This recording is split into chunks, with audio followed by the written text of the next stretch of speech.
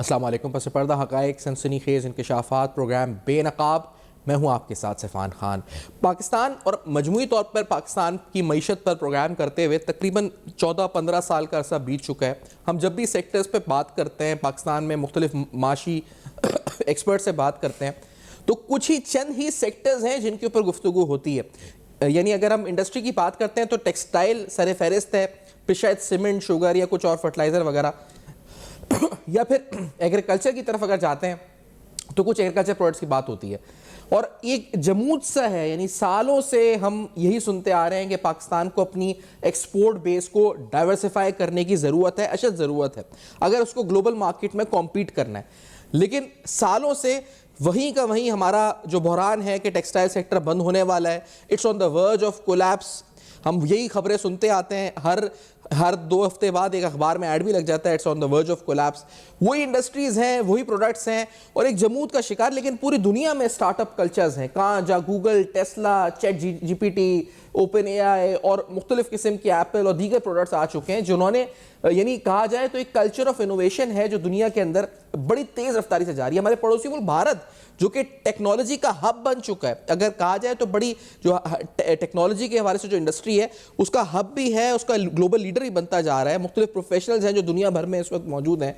हम क्यों पीछे रह गए हैं और हम एक जगह रुक क्यों गए हैं, मतलब, और फिर एक साइकिल सा है जो बार बार चल रहा है, यानी वही फिस्कल डेफिसिट नंबर्स, वही current account deficit numbers. After every few years we say कि हमारी ग्रोथ सस्टेनेबल नहीं थी, इसलिए बैलेंस ऑफ पेमेंट का क्राइसिस बन गया, इसलिए हमें आईएमएफ के पास जाना पड़ रहा है, इसलिए ये कंडीशनैलिटीज है और इसलिए ये टैक्स जो है गरीब अफराद पर ये लगेगा क्योंकि अशराफिया टैक्स नहीं देगा। तो वो वही बातें हैं, वही हर साल बजट, फिर वही प्रैक्टिस होती है। तो इसमें नया क्या हो सकता है?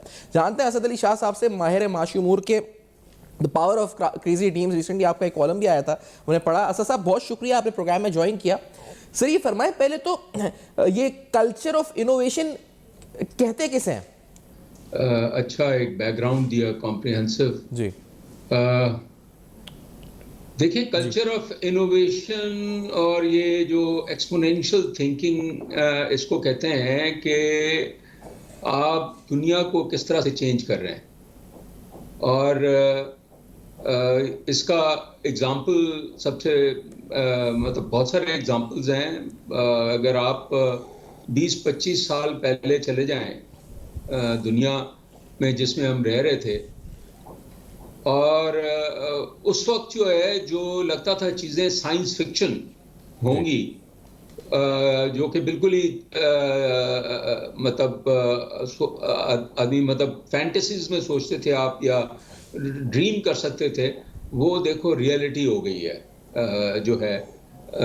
और ये ज़्यादातर यूएस में ये जो कंपनीज हैं, एप्पल है, माइक्रोसॉफ्ट है, अमेज़ॉन है, टेस्ला है, इनविडिया है। अब आप इन कंपनीज की देखें जो जिस तरीके से इन्होंने दुनिया चेंज की है, ये मैं समझता हूँ 25-30 साल पहले सोच भी नहीं सकते थे ना। आपके सामने ही हमारे मतलब मेरे सामने, मैंने जब स्टार्ट किया था अपना सीए करना, तो उस जमाने में मेन फ्रेम कंप्यूटर होता था। इतने बड़े कंप्यूटर होते थे कि मतलब एक कमरे या आधा घर जो है ना, इतने बड़े बड़े कंप्यूटर्स होते थे। और उसके बाद फिर ये पीसीज आना शुरू हुए और ये विजन था, वो स्टीव जॉब्स ने कहा कि हर डेस्क पे एक कंप्यूटर होना चाहिए, जो कि कोई यकीन नहीं करता था, और वो हो गया। तो ये इनोवेशन है जो आप इतनी बड़ी सोच रखें और फिर वो कर दिखाएं। उसके बाद आपने देखा कि अच्छा, इसमें असद साहब अगर थोड़ा सा ब्रेकअप करें, ये एक सोच है कि आप कुछ भी सोचें फिर आप कर दिखाएं, यानी एक जुर्रत, रिस्क टेकिंग एबिलिटी। तो ये तो मेरे ख्याल से कि एक इंसान में उसकी परवरिश, उसकी तरबियत, उसके तालीमी निज़ाम, उसका कल्चर, यानी सिर्फ गवर्नमेंट की रेगुलेटरी फंक्शन या पॉलिसी से तो नहीं है, मेरे ख्याल से एक कल्चर में ही होना चाहिए। जो अगर जो आप बात पूरा कल्चर भी है और पॉलिसीज दोनों से फर्क पड़ता है। देखे ना, ये आइंस्टाइन का एक कोट था, उसने 20वीं सदी के शुरू में कहा था कि imagination is more important then intelligence. ठीक है ना, ये जो सारी चीजें हैं, जो इमेजिनेशन है ना, मतलब वही मैं आपको जैसे बता रहा था। जी। फिर ये जो इंटरनेट वर्ल्ड वाइड वेब आया 90s में, उस वक्त कोई सोच भी नहीं सकता था कि 5 अरब लोगों से ज्यादा लोग कनेक्ट हो जाएंगे। आज आप देखिए 5.5 अरब लोग जो हैं कनेक्टेड हैं। आपको याद होगा पाकिस्तान में 80s में सूरत हाल ये होती थी कि टेलीफोन, जो लैंडलाइन का टेलीफोन था, तो वो अगर किसी का टेलीफोन मिल जाता था तो लोग मुबारकबाद देते थे उनको। जी। और आज हर आदमी के पास टेलीफोन है, और वो स्मार्टफोन्स हैं जिसमें पूरी दुनिया समाई हुई है। तो ये जो है ना, इन कंपनीज ने, ये जो 8-10 कंपनियां हैं अमेरिका में, इन्होंने दुनिया को बिल्कुल ही रेवोल्यूशनाइज किया है। और उसमें उसका देखें, उसका रिजल्ट ये है कि पिछले साल अमेरिका में कोई 17 ट्रिलियन डॉलर की हाउस होल्ड वेल्थ लोगों की बढ़ी है एक साल में, which is almost equal to China's GDP. तो ये इससे जो है ना, वेल्थ क्रिएशन भी हो रही है और दुनिया भी चेंज हो रही है। उसके मुकाबले में आप अगर देखें, मतलब दूसरा एग्जांपल जो है, ये इंडियन इकोनॉमी को देख लें आप। इंडिया में भी यही हुआ है कि क्योंकि इंडिया टेक्नोलॉजी में उन्होंने नीश पकड़ी, और ये जो बड़ी कंपनियां हैं यूएस में, उसमें आप देखें क्योंकि वो टैलेंट प्रोड्यूस करते हैं और टेक्नोलॉजी में चले गए इंडियंस। 80s से उन्होंने ये IITs जो बनाए, तो आप देखें ये टॉप कंपनीज के CEOs आपको बहुत सारे इंडियंस मिलेंगे आप। और इंडियन आप कैपिटल मार्केट देखें, ये जो मुल्क हैं यूएस में, जो उनकी कैपिटल मार्केट है वो 200% है ऑफ द जीडीपी, और इंडिया में जो है वो तकरीबन 120% हो गई है। 5.5 ट्रिलियन इंडिया की कैपिटल मार्केट है। उनकी इकोनॉमी जो है, उसका जो एस्टिमेट है जी। वो तकरीबन 4 ट्रिलियन है।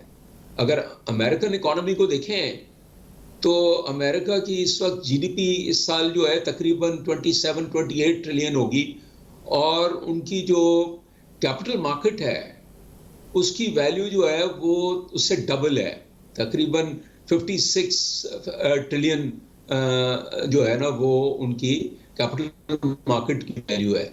और पाकिस्तान को अगर आप देखें तो हमारी, हालांकि पिछले एक साल में कोई 80%, 80% हमारी कैपिटल मार्केट बढ़ी है, और बहुत सारा कहा जा रहा है हम कि हमारी मार्केट जो है, इंडेक्स जो है, बहुत ज़्यादा बढ़ गई है, और बड़ी भी है नो डाउट।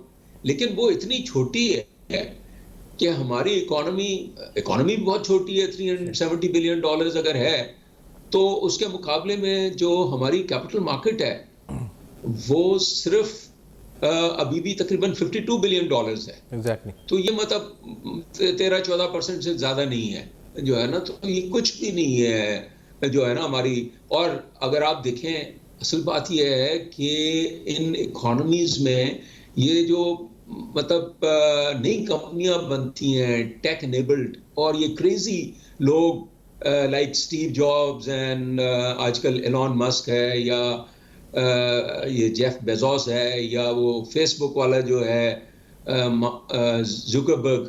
अब ये जो है ना बिल्कुल ही पागल लोग हैं। अभी AI जैसे डेवलप हो रही है, और ये इस वक्त सूरत हाल ये है कि मतलब इतनी तेजी से दुनिया चेंज हो रही है।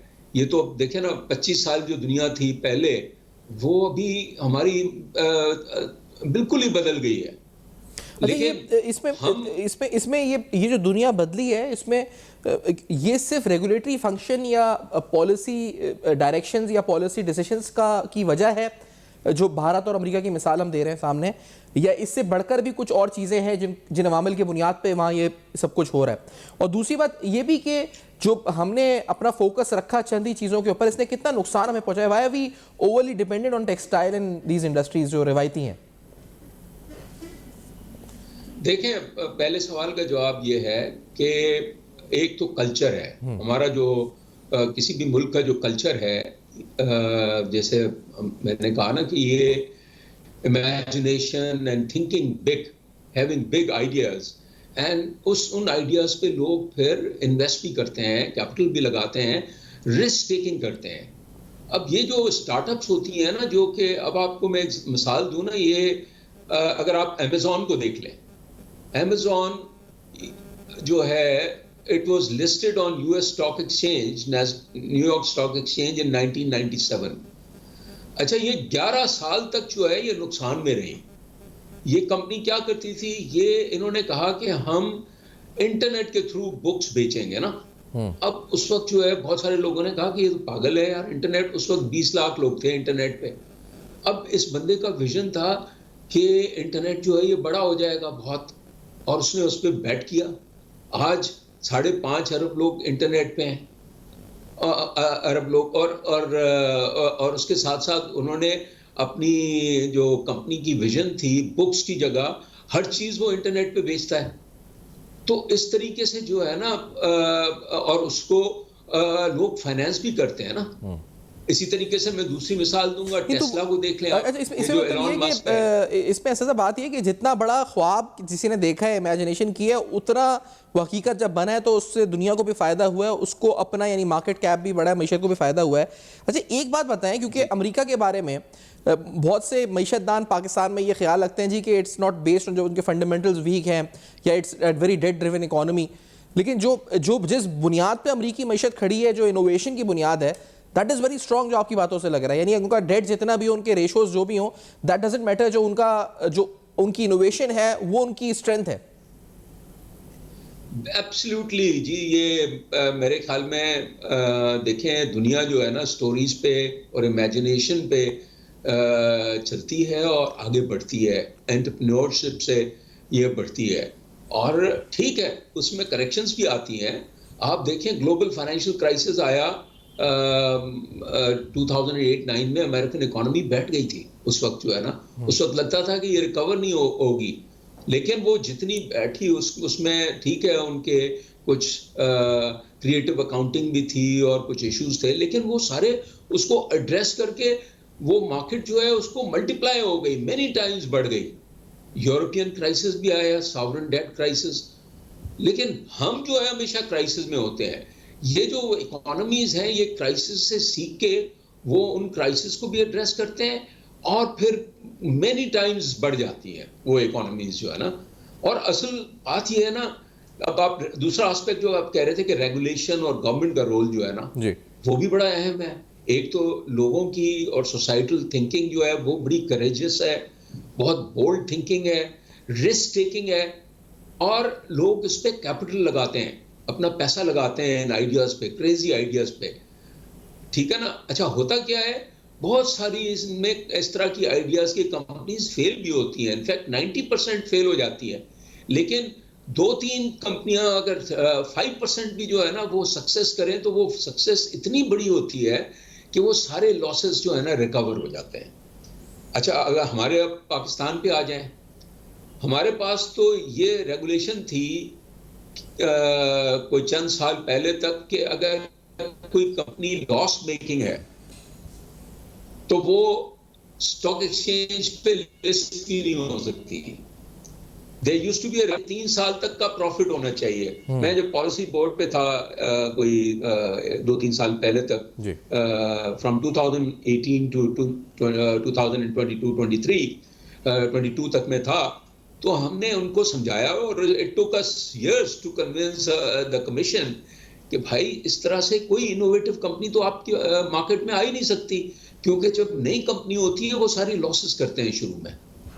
अब अगर ये रूल अमेरिका में होता ना, तो अमेज़न नहीं चल सकती थी, आपकी टेस्ला नहीं आ सकती थी, क्योंकि टेस्ला पिछले 1-2 साल पहले ही लॉस की प्रॉफिट में आई है। वो तकरीबन शुरू से लेकर लॉसेस कर रही है, और उस बंदे की आप देखें इमेजिनेशन, वो बंदा जो है एलॉन मस्क, उसका विजन है कि मैंने मार्स को कॉलोनाइज करना है। एग्जैक्टली जो है ना, और इस तरह की क्रेजी उसने स्पेस कंपनी बनाई और टेस्ला बनाई कि मैंने सारी ईवीज बनानी है। और शुरू में बहुत सारे लोग कहते थे पागल आदमी है, मार्स को कैसे कॉलोनाइज करेगा। अब ये ठीक है कि उसने मार्स को कॉलोनाइज नहीं किया, लेकिन उस आदमी ने स्पेस टेक्नोलॉजी को बिल्कुल चेंज कर दिया। स्पेस एक्स से और फिर स्टारलिंक भी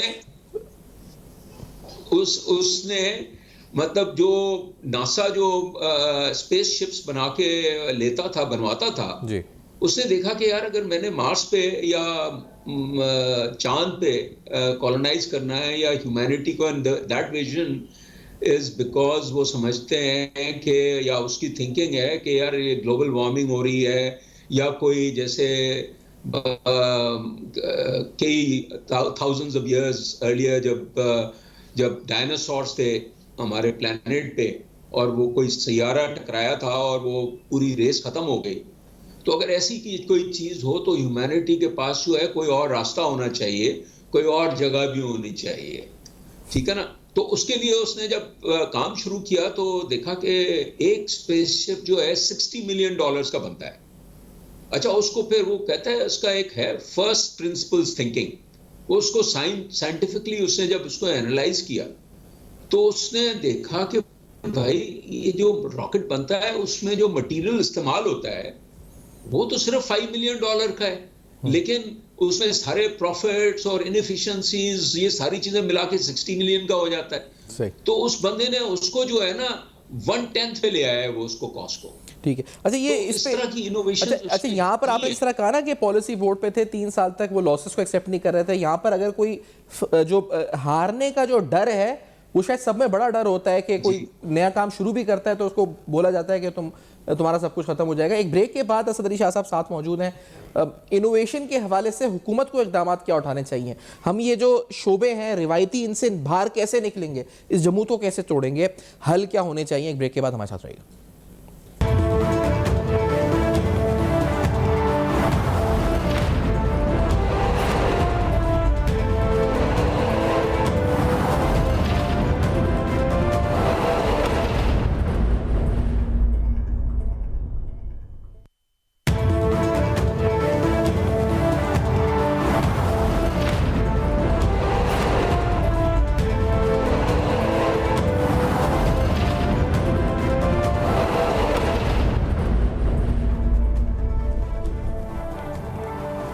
वेलकम बैक। आप देख रहे हैं बेनकाब। इस जमूत से, इस सर्कल से हम कैसे निकल सकते हैं, पाकिस्तान की मईशत यहाँ से कैसे ग्रो कर सकती है, वो ग्रो जो कि सस्टेनेबल भी हो और जिसमें एक कल्चर ऑफ इनोवेशन हो, नए प्रोडक्ट्स, नए जो स्टार्टअप्स के साथ हम बढ़े। ये रिवायती इंडस्ट्रीज़, टेक्सटाइल जो हुकूमत का भी फोकस रहा है, आप देखिए अरबों डॉलर के लोन्स इससे पहले रीफाइनेंस स्कीम, सब्सिडीज टेक्सटाइल को मिल चुकी हैं।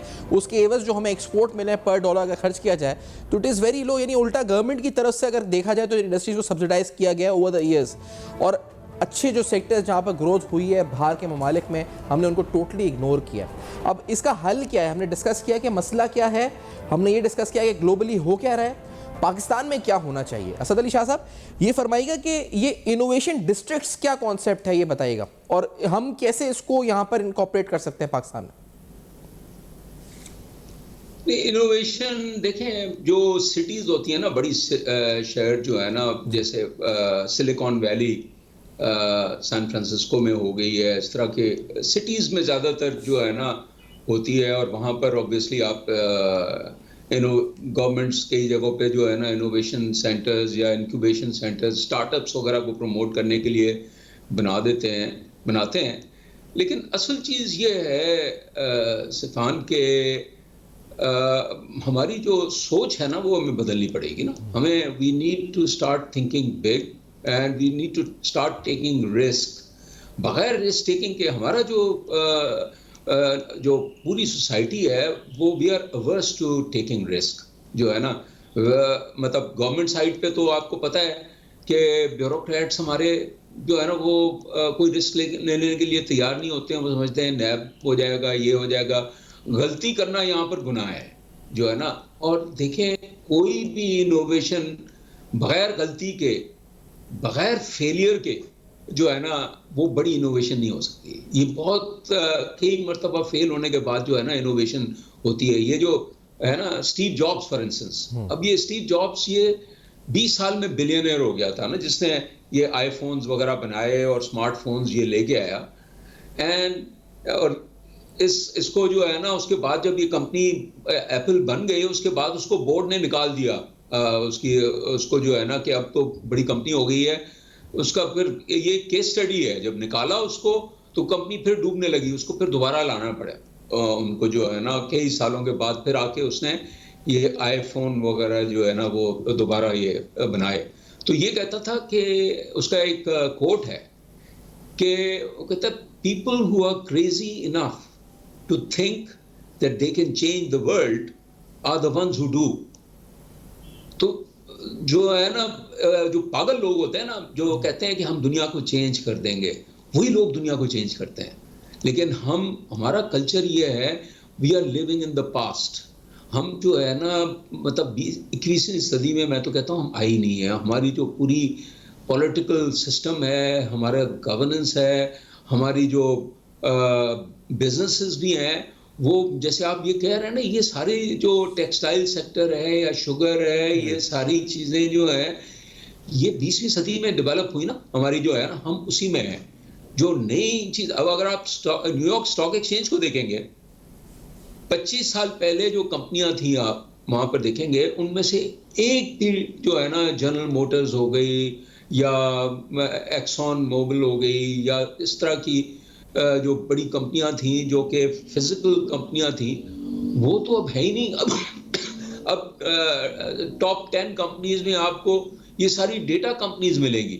अच्छा, लेकिन इसमें ऐसा सब ये बताएं कि मतलब यानी जिस तरह आपने कहा कि एक खौफ सा है और ये कि डर से लोग, ये हारने का डर जो है ये बड़ा एक बहुत मजमूई तौर पे पूरे कल्चर में है।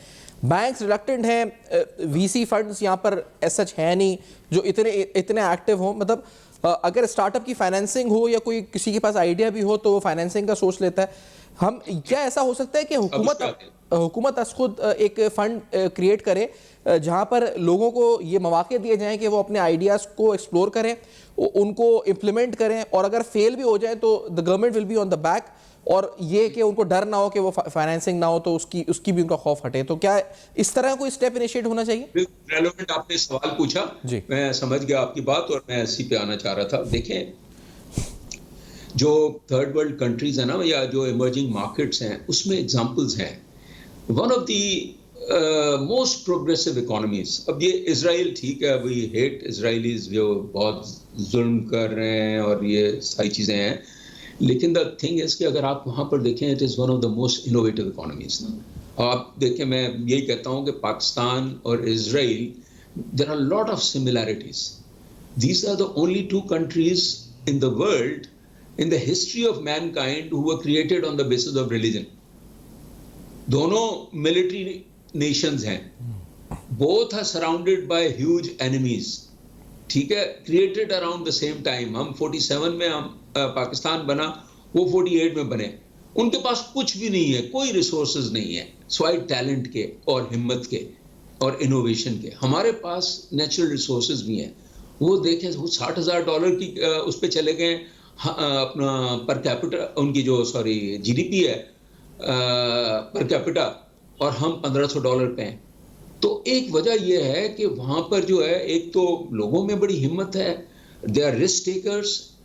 उनके जो आर्मी में लोग जाते हैं, वहाँ कंपल्सरी है 1 साल ना, उसके बाद जो है वो एंटरप्रेन्योर्स बन जाते हैं।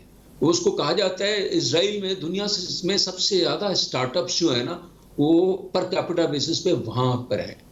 तो वहाँ स्टार्टअप्स कैसे बने, ये 1989-90 में वहाँ की हुकूमत ने एक $85-90 मिलियन का उस वक्त एक फंड बनाया था। उन्होंने कहा कि यहाँ पर जो भी इन्वेस्ट करेगा, जो वेंचर कैपिटल फंड्स आएंगे, हम उनके साथ खुद पार्टिसिपेट करेंगे। उनको इंसेंटिवाइज किया गया। उस वक्त ये कॉन्सेप्ट ही नहीं था, तो वो इतनी बहुत तेजी से तरक्की की उन्होंने।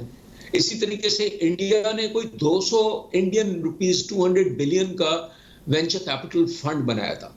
फिर उनके प्राइम मिनिस्टर ने, आप जो भी उसको गालियां दें, वो हिंदुत्व एंड ऑल दैट अपनी जगह पर, लेकिन मोदी ने एक तो डिजिटल इंडिया जो है, जो डिजिटाइजेशन वहां पर है इंडिया में, वो दुनिया में सबसे ज्यादा है in terms of number of transactions, even China से भी ज्यादा है।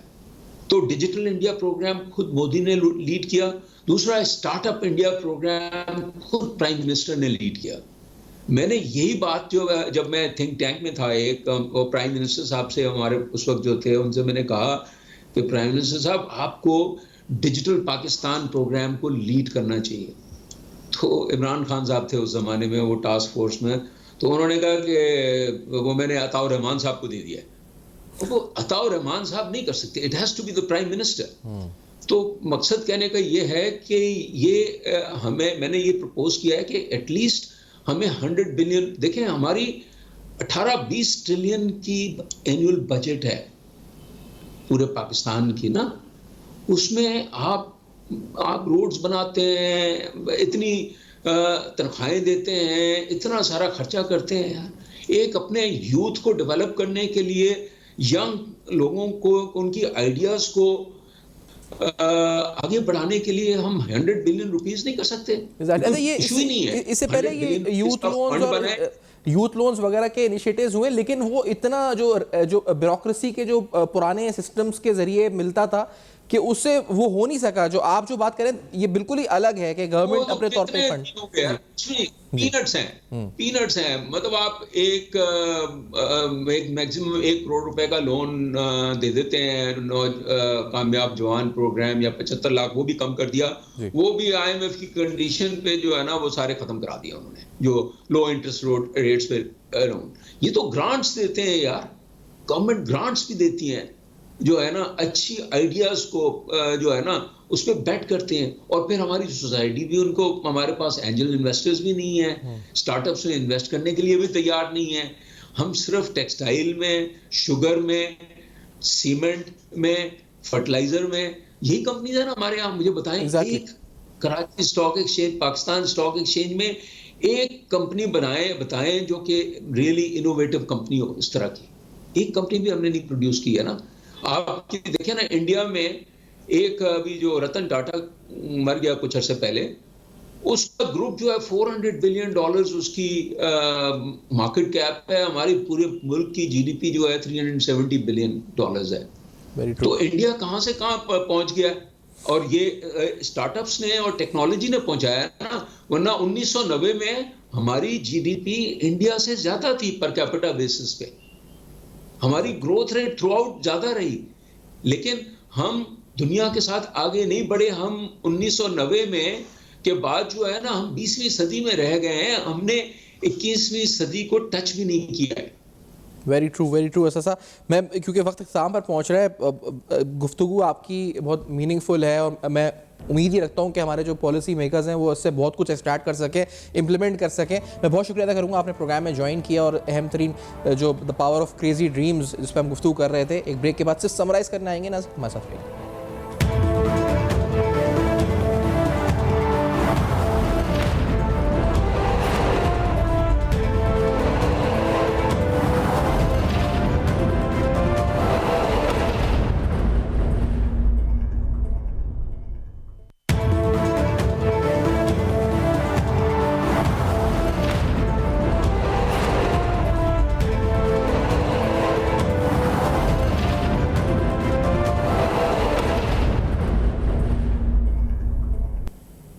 Welcome back. आप देख रहे हैं बेनकाब। अहम तरीन सवालात, कल्चर ऑफ इनोवेशन क्या है, हुकूमती रेगुलेटरी फ्रेमवर्क कैसा होना चाहिए, भारत अमेरिका की मिसाल को सामने रखते हुए पाकिस्तान में क्या किल्लत है, क्या इस वक्त फुकदान है और किस तरह इसको दुरुस्त में लेकर आया जा सकता है। आपका फीडबैक मौसूल होगा फेसबुक, ईमेल्स और एक्स पर।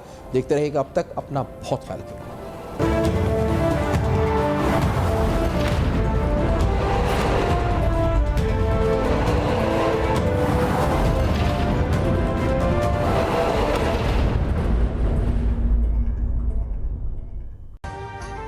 अभी सब्सक्राइब करें ताकि कोई खबर रह न जाए।